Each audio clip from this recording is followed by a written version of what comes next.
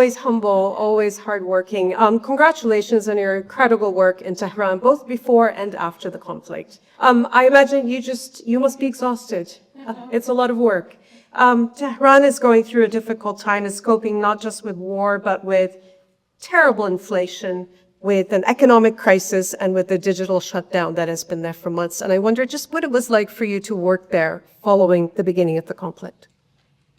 It's great to be with you, Nahlah, and all of that tribute which was made to me could really put you in there instead of me. So it's a great pleasure to be with you here on stage and to be here with so many of our friends tonight.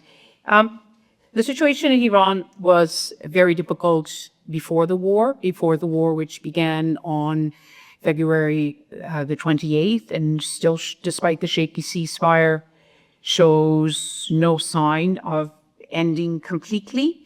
And the people of Iran are suffering enormously. As a BBC correspondent, I wasn't able to go to Iran for many years because of their opposition to our great BBC Persian service.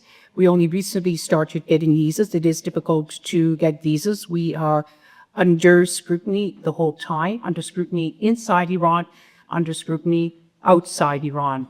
But I have to say that when I went there in February, just after the extraordinary protests, which had been put down with lethal force, causing thousands of deaths, I was really stunned by how raw the emotion still was when we would go into the streets and ask a very genuine question, but you were never sure how free people felt to speak. But when we went out without a camera, just to go out and speak to people and said, what's the main worry on your mind? People would start crying, people would get angry, and the emotions kept pouring out. And so you still felt that Iran has gone through 2 wars within 2 years. They've had this extraordinary moment, and the pain is still there. And when we went in during the ceasefire, it was the war which was on people's minds. And this time, when I would say, well, what is the main worry on your mind? In February, the inflation had been 60%. Now it's said to be 72%. 1 million jobs have been lost. The repression is even greater. You can feel the visible security presence on the streets. There is the longest digital blackout, one of the longest in history. And since we're here talking as journalists, the Report for Sans Frontières says that Iran is 177. Well, they can't even have the tools to be a journalist. It's very difficult to be a journalist in Iran unless you're working for state media. But what Iran has in abundance is the courage of its people. Those who still send messages to the BBC Persian service, to Harun is here, Iran International. He knows that even with the digital black book, people have access to VPNs. People who, with very small minority, have access to the Starlink terminals. Elon Musk company do take great risks because they want their story to be told to the world. But of course, that's not enough. And there is not just the digital blackout, there is now the criminalization of sending videos to foreign media. The warnings have been given to those who go out and want to film that they could be prosecuted, they could be treated just like the enemy. So the situation in every aspect is getting much worse. I do want to address that point because despite the fact that you weren't going in as often as you'd like before, you have been going to Iran for quite a long time. Could you speak a bit more just how specifically this conflict has affected the ability to do any kind of journalism, whether it's covert or even working as a journalist in the country for reporting for the people there? I mean, this is perhaps a good audience to discuss this. For a journalist like myself, and I'm not the only one, for the journalists to go to Iran, we come under criticism. There are those who say, you shouldn't be going. You shouldn't be going because of the way Iran treats journalists inside the country. You shouldn't be going because of the persecution, Harun knows about it. the journalists from Iran International who've been harassed, who've had death threats, who've had intimidation, journalists from the BBC Persian service. But we still go because I think for all the restrictions, every time I go to Iran, this is the view of the others who go, is that the value of face-to-face, on-the-ground journalism, even with all the restrictions, you come away knowing more about the situation on the ground, about what people think, and that is invaluable because this is one of the main stories of our time. And the closer you can try to get to the story, that's what journalism is all about. It's the same situation for journalists who go to Russia, journalists in China, journalists now working in areas controlled by Hezbollah in Lebanon, journalists in Gaza, where the measure between life and death, the number of journalists who've lost their lives because they want to tell the story to the world, the extraordinary courage of so many journalists living in these sorts of environments. So we still go, it's still believe it is important to go, notwithstanding the very real difficulties of doing so. Your approach is really interesting because it spans such a large, both time and space. And I'm curious, as you've watched the pendulum swing over the years about press freedom, what you're seeing that's new and concerning in the way press freedom is viewed around the world. Well, we just heard some of the figures. The figures are numbing. The figures are going in all the wrong directions. I mean, one of the, you know, we're mentioning the latest report, both of the Committee to Protect Journalists and also Reporters Sans Frontières. In 2002, 20% of the world's population lived in countries where press freedom was described as good. That figure is 1%. I mean, that's stunning. That we live in a time where, you know, the Dickensian way, that we live in the best of times and we live in the worst of times.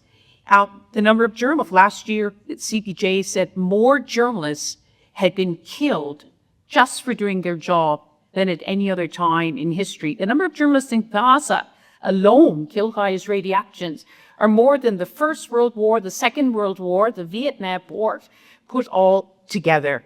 These are really, really dangerous times for journalists.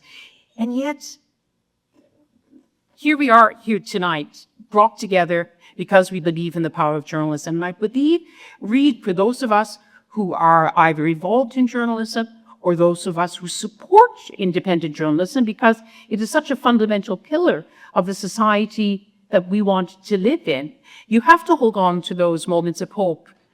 If you would have asked 2 years ago whether the Assad regime would fall, you'd say, no, it's never going to fall. And here it is. It's not perfect, but there's a new society. And Syria, on the RSF Index of Journalism, it's got up 36 places. Journalists can now work in Syria. There's still difficulties and dangers, but it is a world different from what the way it was under President Assad. Hungary. Years ago, I went to Hungary and I met the diminishing number of independent journalists working in a country where Viktor Orban had weaponized all of the institutions of democracy. He was buying up all the media, and the journalist said, it's so dangerous for us. And then suddenly, the Orban era is gone. Look at Canada, where if the election had gone a different way, there could have been the defunding of the CBC. Now, Mark Carney, I don't know if he's made good on that promise, to put 150 million into the CBC to make it statutory. Not yet, but he's promised. But you have to, I mean, these are small examples, but they tell us that even when things look bad, that things can turn right. And it's not for us to give up and to give in. Well, that's easier said than done when you see world leaders openly attacking journalists and making them fair targets. Without naming names, there are several Western leaders who do exactly the same publicly on a regular basis. Well, President Trump, right, and others. He probably do to say, sure. What's the pushback? Who is best positioned to make that pushback? And isn't a fight? Is that what it is? I think that journalists we're in the fight of our lives. I think there's nothing less than a battle for independent journalism. It is an existential battle for journalism. Hence the importance of gatherings like this, hence the importance of all these foundations here. We have to believe in the power of journalism. And I know in Canada, where it's not just fighting against, it's not the problem here of an authoritarian regime. It's the problem of diminishing resources, hundreds of local media outlets. I don't need to tell you, far more than I do about that situation. It's always been tougher in Canada. I work for the BBC. We're just about to have 15% cuts, which for us is huge. But yet we still have the resources in order to be able to do the journalism that we think is important. I'm curious where you think the conversation about press freedom goes when we do talk about not just the freedom to do journalism, but the ability to do journalism. If we have fewer bureaus, we've seen what's happened in American outlets, we've seen some of that here as well, foreign bureaus shutting down, money not available. So where does the conversation about press freedom, when really we're fighting to ensure that the industry survives? Yes, indeed. And on top of that, artificial intelligence. It's interesting today. I got an email saying, it was in the Washington Monthly, and the article title was Independent Journalism and the Threat Posed by Artificial Intelligence. And because it was on my DC computer, which is also connected to artificial intelligence, that Copilot, which was kind of AI, said, would you like me to summarize this article for you? I said, no, I'm going to summarize it myself. I don't need artificial intelligence to do my work. We can't sugarcoat it, Nahlah. But on the other hand, and again, everyone here tonight, these organizations, all of us are saying, yes, it is very hard, but we have to try to find a way through. Because it doesn't need saying, even here in Canada, that if we let it go, a pillar of the society, the political system, and society we hold dear will be removed. And every blow to journalism is a blow to democracy. And that's just not a platitude. I think the more people have to work together, and if I mentioned a few cases where journalism seemed to be almost dead and buried, and now it's coming back. There are those who say that it is an opportunity at the moment. Maria Ressa, who's a friend of yours and mine, a journalist who's won the Nobel Prize, talks about the reinvention of the world order as us standing on the rubble of the old world. And she says that I guess she poses the question to all of us of how do we ensure that as we build this new world order, that press freedom is actually a pillar of that. How do you and I help make that happen? Maria Ressa, and I hope everyone here is familiar with Maria Ressa's work. When she rightly just received one of the world's greatest prizes for her work, because when I read the investigations that she'd done, what it was like being a journalist under Duterte in the Philippines, it was like a light bulb went on. And I thought, we use this expression, the canary in the coal mine, the kind of rigorous research and brave work that she did in the Philippines was an example to all of us, because she was predicting what was going to happen in that juncture between an authoritarian regime and also the power of social media and the price you pay in trying to take on both. Brilliant work. And she has the stage, but there are many voices like that. What can we do? You and I are here tonight. We're talking about this. Everyone here who's come tonight, we have to believe in it. And we have to, it's a question of money. We need more people. Unfortunately, Jeff Bezos is now basically selling out the Washington Post. He sacked so many of the foreign correspondents. But you have to believe that there are others out there. And you do hear reports of people buying up social media. Not enough. People buying up local newspapers. I remember when I was looking at the situation in Hungary, a Canadian philanthropist got in touch with me and said, we know that Viktor Orban is buying up all the media. We want to create a fund to buy up the media ourselves. It was called media capture. We want to go in there and do it before he does. So I'm constantly reminded, perhaps not enough, but as long as there are some dots to connect, then I think you cannot stop looking for the dots. just a couple of more questions. I'd be remiss, of course, not to ask you a question about your wonderful, wonderful book. First of all, congratulations for adding author to your list of accomplishments. To you, as well. You have had a long-standing connection, special connection to Afghanistan, and of course you would know, as many people in this audience would know, that there was a time where journalism flourished in Afghanistan. And I wonder if you take us back to the influence of that generation in service of explaining why it's so important to have press freedom, just what that did for the next generation of people in Afghanistan when there was a free press there. You know, I don't want to speak for Afghans in this audience. Are some dear friends who count among the finest journalists in Afghanistan, and I will say this, and Wilfred Zadar was the one who said, don't call us exiled journalists, even though there's this great initiative to talk about maybe journalists in exile is okay, but they are still journalists. And of course, Haroon is here also in the front row. Many colleagues are here now. And I was always really so impressed when immediately after the fall of the Taliban, and when the international community started engaging with Afghanistan, how young Afghans who'd missed a whole generation of technological inventions in 2001, there wasn't even a national telephone network anymore. You had to go to Pakistan to make a telephone call. There were no phones, there should be no cell phones, and they jumped over that technological development immediately to the next stage. And the way they embraced technology, whether or not they had much formal education or not, it was truly inspiring.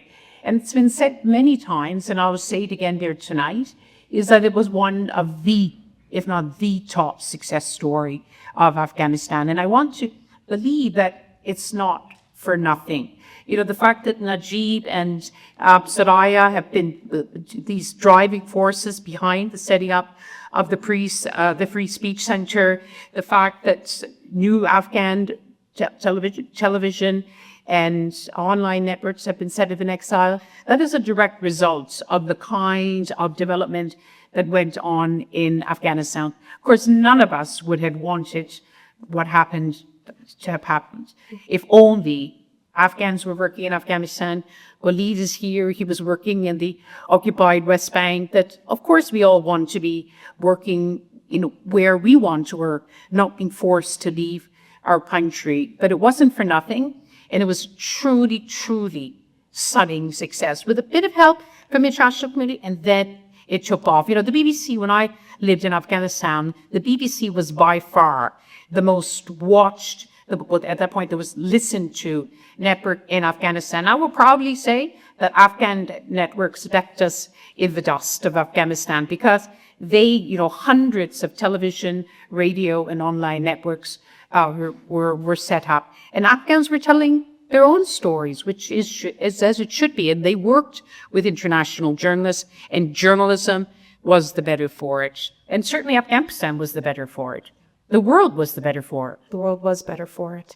As a final question on a positive note, we are here to celebrate journalism and to raise up the cause of press freedom. What are your thoughts to people who are here, exiled, outside the countries in which they'd like to report that are doing it here? What are your thoughts about their predicament, and what, if any, advice you would provide? Oh, I would want to stay away from the word predicament, although there are moments, we all have some days where the world seems really dark and foreboding, and there are other days we wake up and we see possibilities. I think journalism is much stronger the more journalists we have from different backgrounds, from different ancestries, different experiences, who can ask different questions. And I always say journalism is defined by the questions we ask and the questions we don't ask. And the facts, actually, journalists, maybe someone will come up with a better word than journalists in exile. They are journalists who have the great gift of having two homes. They have the home that they left behind. In many cases, they were forced to leave behind.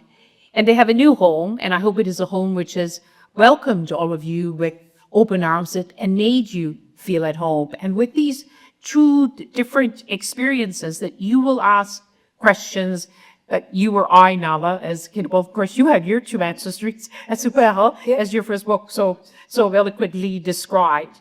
And many Canadians have many ancestries, but they will add a different kind of richness to the reporting here.